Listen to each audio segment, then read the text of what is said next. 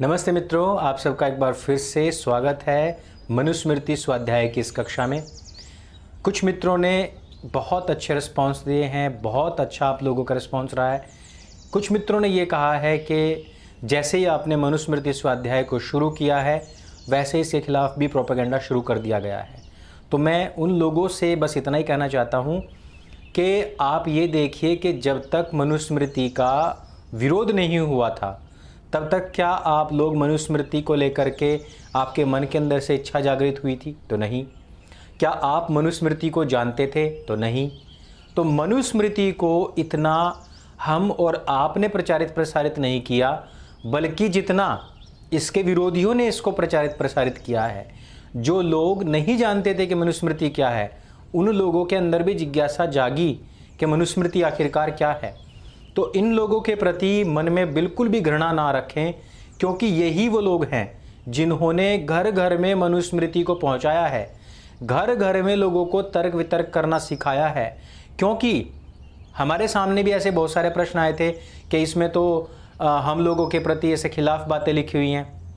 मनुस्मृति पढ़ी, विशुद्ध मनुस्मृति पढ़ी, तब जाकर के कंपैरिजन किया, तब जाकर के पता लगा कि विशुद्ध मनुस्मृति में तो बहुत अच्छी बातें लिखी हुई हैं। देखिए, मैं एक बार फिर से कहूं कि जो अशुद्ध इसमें जोड़े गए श्लोक थे उनको मैं स्वयं चल करके जलाने के लिए तैयार हूं। इसलिए बिल्कुल भी चिंता ना करें, उनके द्वारा उठाए गए प्रश्न जितने भी हैं वही मनुस्मृति का पुनर्स्थापन करेंगे।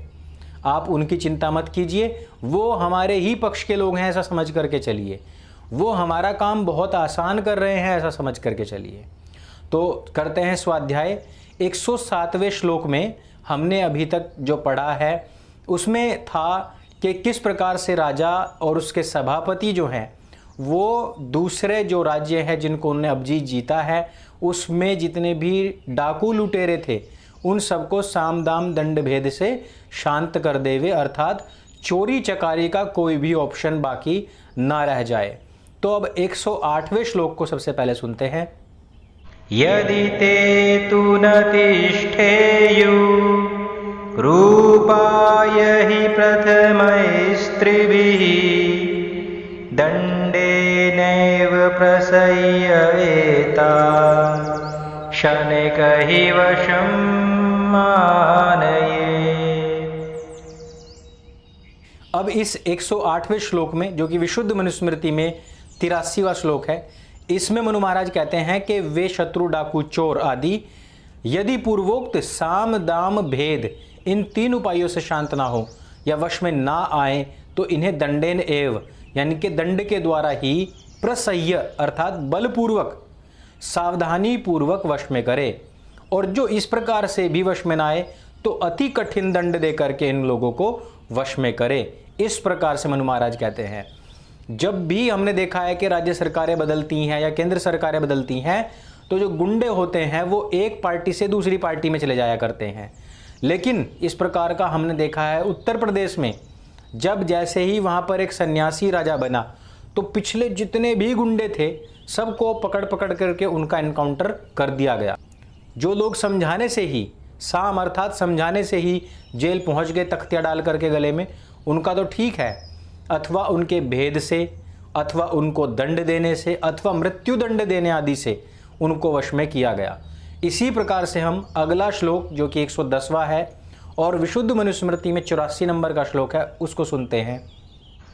यथोद्धरति निर्दाता कक्षं धान्यं च रक्षति तथा रक्षेत् नृपो राष्ट्रम् हन्याच्च परिपन्थिना। इस श्लोक में मनु महाराज कहते हैं कि जैसे निर्दाता धान्य का निकालने वाला, छिलकों को अलग करने वाला व धान्य की रक्षा करना अर्थात टूटने नहीं देता है उसको, वैसे ही नृप अर्थात राजा परिपंथनः डाकू चोरों को मारे और राष्ट्र की, राज्य की रक्षा करे। निर्दाता एक वो जो ओखली होती थी जिसमें हम धानों को कूटा करते थे तो उसमें छिलका अलग हो जाता था और उसमें चावल अलग हो जाता था। वो जो मूसल होता है वो साइड में तो लगता है, छिलके को तो तोड़ता है, लेकिन अंदर का जो चावल है उसको टूटने से बचाता है। इसी प्रकार से सावधानी पूर्वक, उसमें भी क्या कहा गया है, उससे भी अधिक सावधानी पूर्वक राजा को भी यही चाहिए कि पूरे राज्य में से छिलकों को निकाल करके तो अलग कर देवे, लेकिन जो अंदर के जो चावल है उनको बिल्कुल भी टूटने ना देवे। कितने आराम से, कितने प्यार से और कितने अच्छे उदाहरण के द्वारा मनु महाराज ने यह ऐसी बात समझाई है कि जिसके द्वारा पूरे विश्व में हर जगह पर नीति निर्धारण किया जा सकता है। अब आप जरा ये बताइए कि जो मनु विरोधी लोग हैं, आप उनको ये श्लोक दिखाइए और उनसे पूछिए जरा कि मानवता के आरंभ में यदि इस प्रकार का जो संविधान है उस समय पर बना दिया गया, इसको समझने में किसको प्रॉब्लम हो सकती है। इस वजह से इसको सार्वकालिक, सार्वदेशीय और सार्वभौमिक बताया गया है। और अभी देखिए, मैं आपको बीच बीच में ये बात बताता रहता हूँ कि हमने जो अन्य मजहबों की पुस्तकें देखी हैं, उन पुस्तकों में अभी एक विषय चल रहा है, अचानक से कोई दूसरा विषय चल जाता है, फिर अचानक से तीसरा विषय चल जाता है। कई जगह तो समझना मुश्किल हो जाता है कि अभी हम किस फ्लो में चल रहे थे और अचानक से फ्लो टूट जाता है और कहीं और की बात चल जाती है। लेकिन जो वैदिक ग्रंथ हैं उनकी सबसे अच्छी खासियत यही है, सबसे बड़ी बात यही है कि उनमें सूचीबद्ध, क्रमबद्ध तरीके से, जो जिसको बोलते हैं हम कि बहुत अच्छे मैनेजमेंट के साथ में इन सभी श्लोकों का उद्धरण किया जाता है। अगले श्लोक में हम चलते हैं, जो कि मनुस्मृति में 111 नंबर पर है और विशुद्ध मनुस्मृति में 85 नंबर का श्लोक है। श्लोक सुनते हैं। मोहाद्राजा स्वराष्ट्रम यह कर्ष्यति अन्वेक्षया सोचिरात् भ्रश्यते राजा जीविताच्च स बान्धवः। अब इस श्लोक में कितनी अच्छी बात कही गई है। जो राजा मोह से, अविचार से अपने राज्य को दुर्बल करता है, वह राज्य से और बंधु बांधव सहित जीने से पूर्व ही शीघ्र ही नष्ट भ्रष्ट हो जाता है।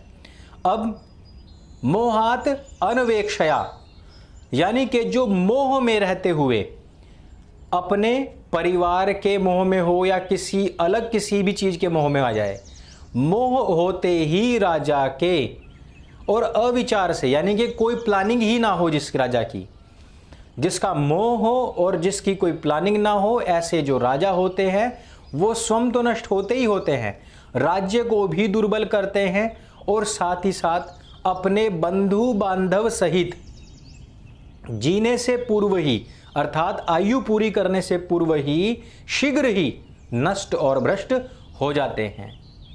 अब इसमें कोई कहे कि इसमें तो कोई शूद्रों के खिलाफ बात लिखी हुई है या इसमें देशकाल परिस्थिति के खिलाफ बात लिखी हुई है।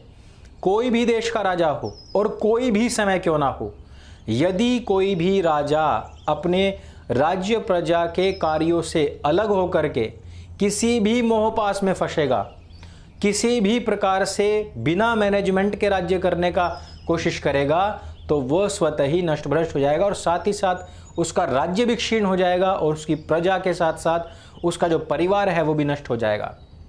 अगले श्लोक में चलते हैं। अगला श्लोक मनुस्मृति के हिसाब से 112 और विशुद्ध मनुस्मृति में 86 नंबर का श्लोक है।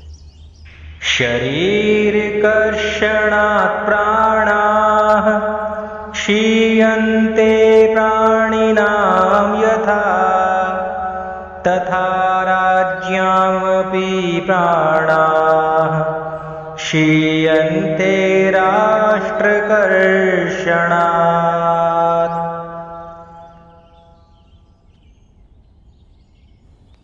इस श्लोक में कहा गया है यथा, यानी कि जैसे प्राणी नाम प्राणाः, प्राणियों के प्राण शरीरों को कृषित करने से क्षीण हो जाते हैं, वैसे ही प्रजाओं को दुर्बल करने से राजाओं के प्राण अर्थात बल आदि बंधु बांधव सहित नष्ट हो जाते हैं। अब देखिए उदाहरण, वो जो प्रत्येक मनुष्य कहीं पर भी खड़ा हुआ क्यों ना हो, उसको वहीं पर वो तुरंत के तुरंत एक्सेप्ट हो जाए।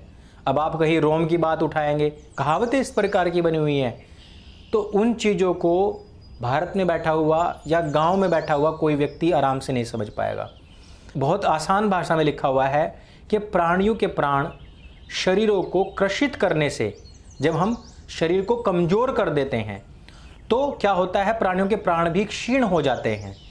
वैसे ही यह जो प्रजा है, ये पूरी की पूरी प्रजा एक शरीर के रूप में है, और जो राजाओं का जो प्राण है अर्थात उनका जो बल है, वो सारे के सारे कमज़ोर होने शुरू हो जाते हैं यदि हम प्रजाओं के ऊपर कोई ज़बरदस्ती करें या उनको दुर्बल करें, उनको जो हमें सुख सुविधाएं देनी है वो ना दें, या उनके ऊपर अत्यधिक टैक्स थोप दें। ये सारे के सारी जो चीज़ें हैं, ये स्वयं उस राष्ट्र को भी नष्ट कर देती हैं। अब देखिए राष्ट्रकर्षण से अभिप्राय क्या है, इस बात को भी समझ लेते हैं। राष्ट्रकर्षण से अभिप्राय यह है कि डाकू लुटेरों के द्वारा या स्वयं राजा द्वारा अन्य प्रजाजनों अथवा राजपुरुषों द्वारा किसी भी प्रकार से जो प्रजा का शोषण उत्पीड़न होता है उसको राष्ट्रकर्षण कहते हैं। जिस प्रजा में शोषण उत्पीड़न बढ़ जाता है, उस राजा का राज्य रूपी जो शरीर है वो स्वतः ही नष्ट हो जाता है। अब हम क्या इसमें नकार सकते हैं कि ये देश काल परिस्थिति के अनुसार नहीं है? इसी वजह से राजनीतिज्ञ नहीं राष्ट्रनीतिज्ञ बनना आवश्यक है। और वो राष्ट्रनीतिज्ञ कैसे बने, मनु महाराज यहाँ पर बता रहे हैं। राष्ट्र के नियंत्रण के उपाय क्या हैं, इस श्लोक में सुनते हैं। राष्ट्रस्य संग्रहे नित्यं विधानम् इदम् आचरेत् सुसंग्रहीत राष्ट्रो हि पार्थिवः सुखमेधते। मित्रों, इस श्लोक में कहा गया है कि इसलिए राजा राष्ट्र की सुव्यवस्था, नियंत्रण एवं अभिवृद्धि के लिए सदैव इस निम्न वर्णित व्यवस्था यानी कि जो आगे बताई जाएगी उसको लागू करे, क्योंकि राष्ट्र पार्थिव सुरक्षित, नियंत्रित तथा सुव्यवस्थित राष्ट्र वाला राजा ही सुखपूर्वक रहते हुए बढ़ता है और उन्नति करता है। इस प्रकार से अब नियंत्रण केंद्रों और राज कार्यालयों का निर्माण किस प्रकार से हो उसके विषय में आगे बताया जाएगा। तो हम अब अगला श्लोक सुनते हैं। द्वयोः त्रयाणां पंचानां मध्ये गुल्ममधिष्ठितं तथा ग्रामशतानां च कुर्याद्राष्ट्रस्य संग्रहम्। दोस्तों, मनुस्मृति सार्वभौमिक, सार्वकालिक, सार्वदेशीय है। इससे हमें स्पष्ट हो जाएगा आगे के जो हम श्लोक हैं उनके जब हम अर्थ करेंगे। कहा गया है कि इसलिए 2, 3 और 5 गांवों के बीच में गुल्मम अधिष्ठितम अर्थात एक एक नियंत्रण केंद्र तथा उन्नत राज कार्यालय बनवाए, तथा इसी प्रकार से 100 गांवों तक कार्यालयों का निर्माण करता रहे। जैसे कि 7 आगे 9, इस प्रकार से आगे आगे चलते हुए 100 तक जब जाए तो वहां तक के इस प्रकार के कार्यालयों का निर्माण करता रहे। उसके अनुसार आगे बढ़ते हुए और इस व्यवस्था के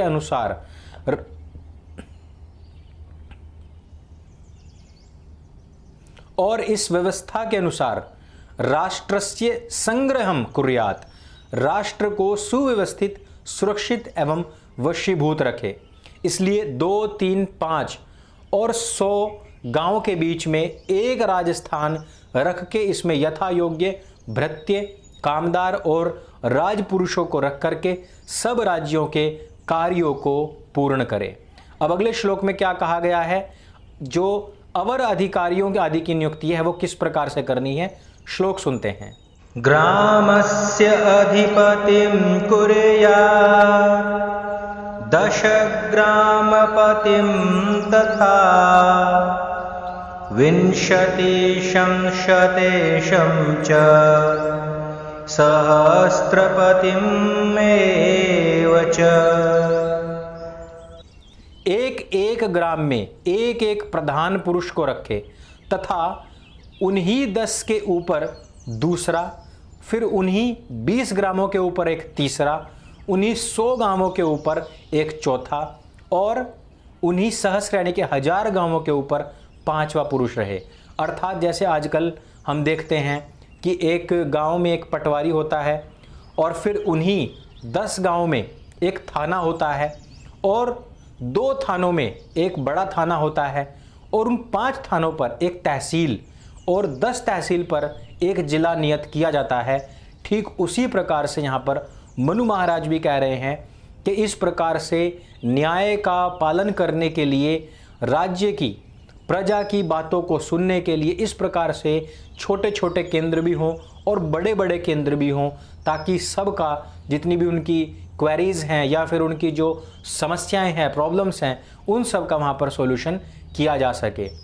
यह मानवता के आरंभ में दिया गया वो विधान है जिसको कि चौक चौराहों पर खड़े होकर के जलाया जाता है और 16-20 देशों से मांग करके, कॉपी पेस्ट मार करके एक किताब लिखी जाती है और उसको बताया जाता है कि ये अब विधान बन गया है।